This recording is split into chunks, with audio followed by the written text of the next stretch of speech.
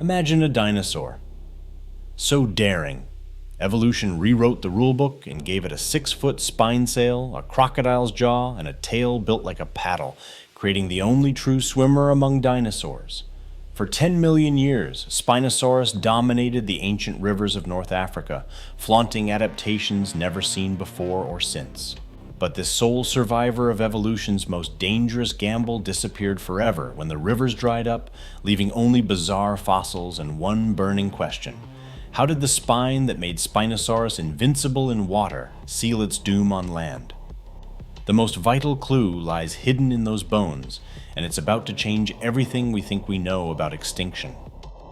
In 2020, the biggest piece of the Spinosaurus puzzle surfaced from the Sahara, a nearly complete tail, excavated from Morocco's Kem beds and announced in Nature by Nizar Ibrahim and his team.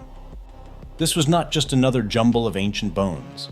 The tail's vertebrae, each capped by towering neural spines and reinforced by long chevron bones, stacked up to form a broad vertical fin, nothing like the stiff, whip-like tails of other predatory dinosaurs. Instead, the structure flared outward, creating a giant paddle that ran almost the entire length of the tail, with spines rising as much as a meter high before tapering into a finlet near the tip. Digital scans and photogrammetry revealed something even stranger. The vertebrae were shaped for maximum side-to-side flexibility, while the overlapping spines and robust chevrons kept the whole assembly stiff enough to avoid flopping like an eel. The result was a tail built for efficient, steady propulsion, more reminiscent of a crocodile's swimming stroke than the running balance beam of a T-Rex. In robotic tank tests, scaled models of this paddle tail generated over 8 times the thrust of a typical dinosaur tail and did so with twice the efficiency. Crocodiles still edged out Spinosaurus in short sprints, but when it came to long, slow stalking in water, this dinosaur left all its relatives in the dust, or more accurately, in the mud. And the aquatic clues didn't stop there. The neural spines along the tail were elongated and laterally compressed, just like the dorsal supports of a shark's fin. The chevrons, which in most dinosaurs shrink away near the tip, stayed long and strong almost to the very end, maximizing surface area for every sweep. The tail's range of motion, mapped out in 3D, far exceeded anything seen in land-dwelling predators, but stopped short of the ultra-flexible undulations of an eel or newt. This was a design for steady, powerful swimming, not for twisting or darting, but for gliding through rivers in search of prey. Ibrahim himself called this tail the final piece of the puzzle.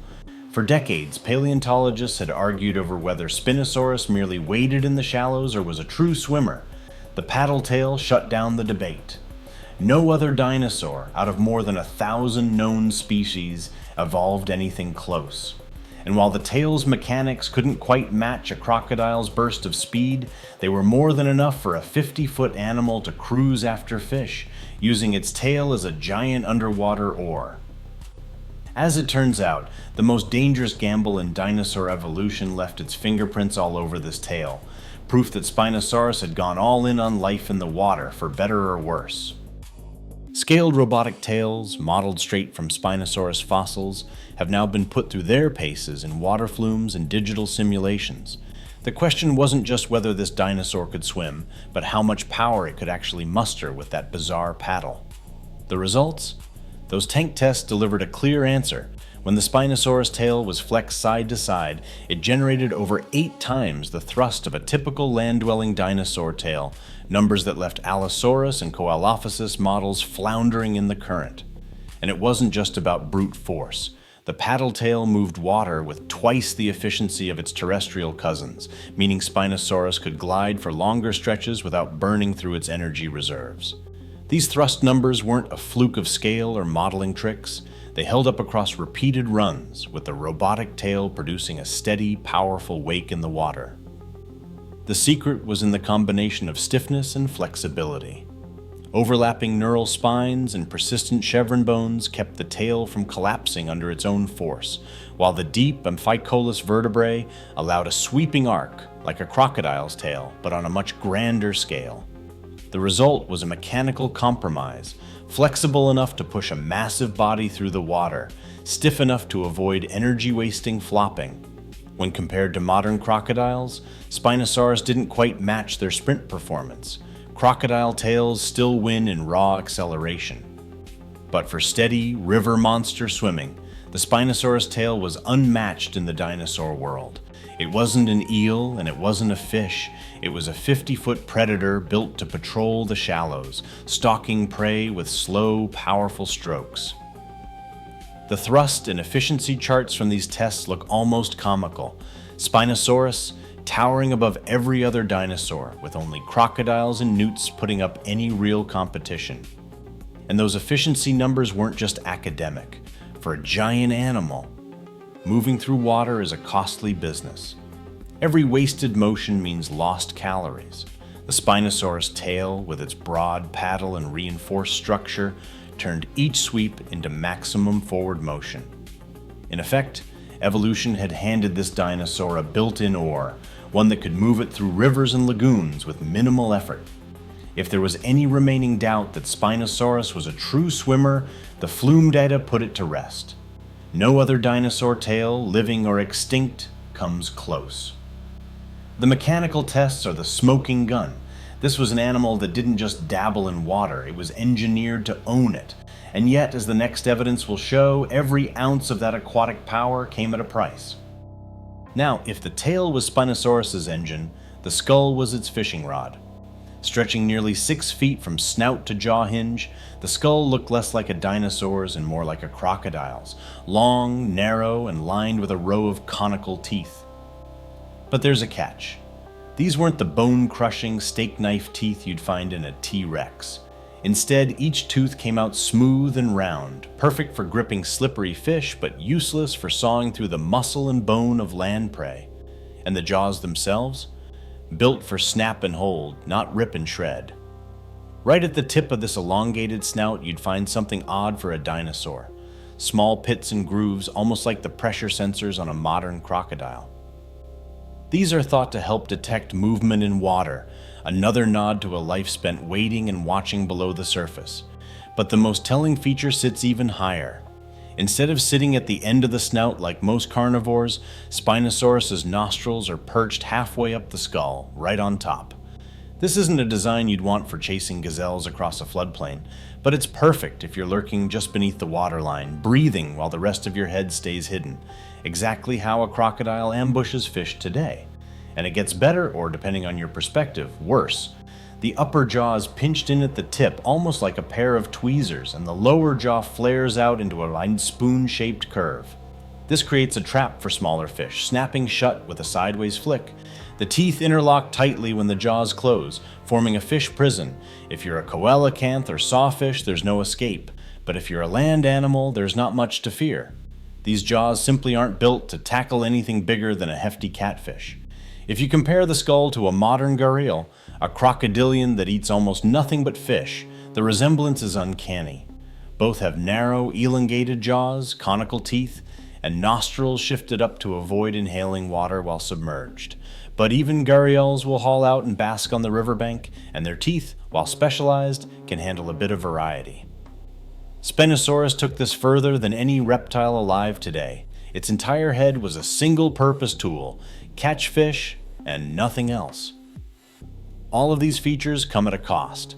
By trading the multi-purpose skull of a typical predator for a fish-grabbing trap, Spinosaurus locked itself into a single menu. No fallback options, no chance of pivoting to land prey if times got tough. Evolution had doubled down on the river diet, and every inch of the skull is a receipt for that gamble.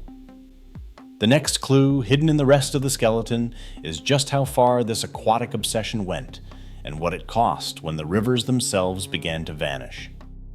Dense bones are usually a sign that something has gone all in on life underwater.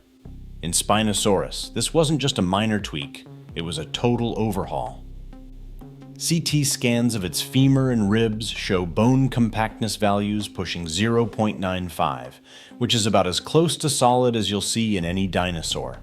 For context, that's right up there with penguins and marine mammals and about 45% denser than the hollow bird-like bones of T-Rex or Allosaurus.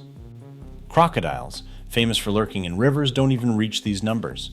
So, for a dinosaur, Spinosaurus was carrying around a skeleton that was less like a runner's and more like a diver's weight belt. This kind of bone structure isn't just trivia, it's ballast. In water, solid bones keep you from bobbing to the surface like a cork. But on land, they're a burden. Every step means hauling extra weight, with none of the hollow scaffolding that keeps other theropods light on their feet.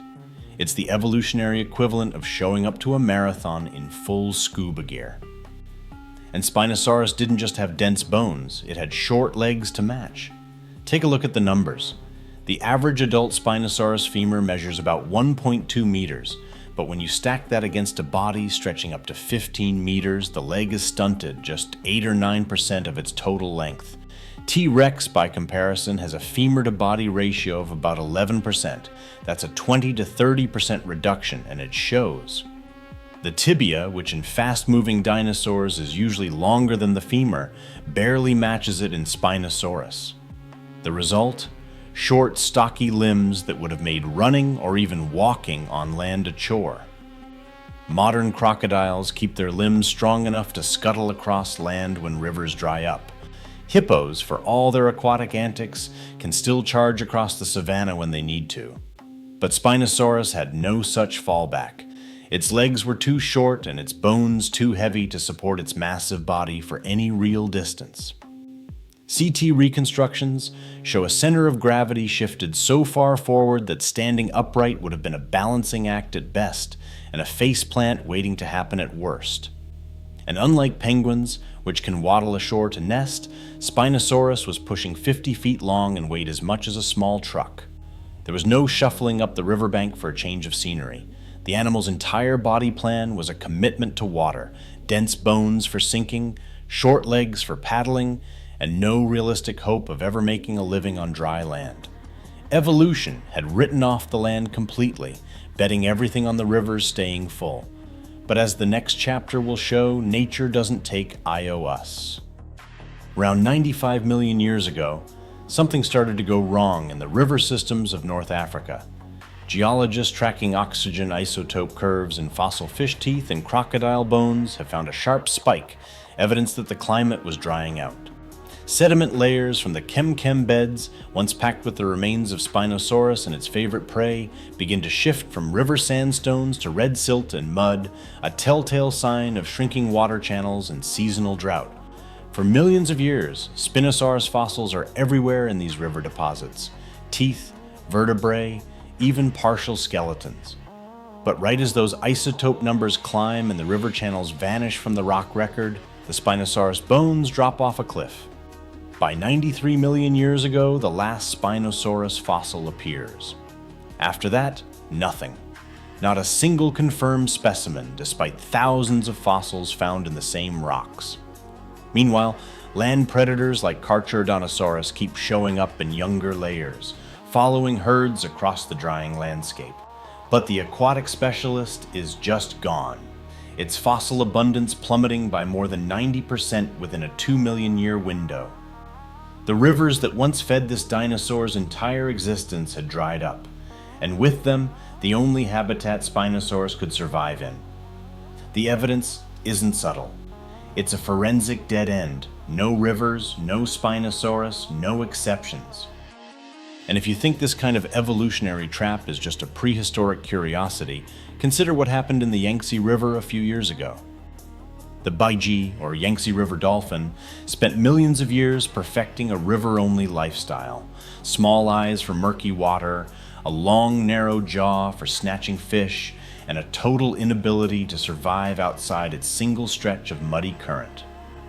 For decades, the Baiji glided through China's longest river, dodging nets and riverboats, seemingly untouchable. But then, in the late 20th century, the Yangtze changed. Dams, pollution, and relentless shipping traffic turned the old river into an obstacle course. Fish stocks crashed, the water grew cloudy with chemicals, and the Baiji's world shrank to a handful of shrinking refuges. By 2006, after an exhaustive search, scientists declared the Baiji extinct.